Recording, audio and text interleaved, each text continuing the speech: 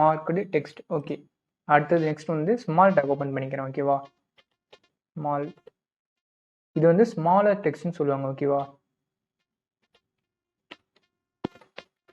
Okay. Mark டெக்ஸ்ட்னா இதுக்கு கரெக்டாக இந்த டெக்ஸ்ட் இருக்குல்ல, மார்க் டெக்ஸ்ட்ன்றது இதுக்கு பேக்ரவுண்டில் எல்லோ கலர் இருக்கும். ஓகேவா, இந்த திஸ்ன்றது பேராடேக்ல இருக்கும், திஸ் இஸ்ன்றது மார்க் டேக்குள்ளே இருக்கிறது பேக்ரவுண்டில் எல்லோ கலர் இருக்கும். ஸ்மால் டேக் இருக்குல்ல, இது வந்து பேராகிராஃப் டெக்ஸ்ட்டில் இருக்க ஃபாண்ட் சைஸ் வந்து பெருசாகவும் ஸ்மால் டேக்ல இருக்க ஃபாண்ட் சைஸ் வந்து சின்னதாகவும் இருக்கும். சரி, ஓகே. என்னோட லைவ் செட் வந்து ரன் ஆகிட்டு இருக்கு. அவுட்புட் எப்படி இருக்குன்னு பார்க்கலாம் வாங்க.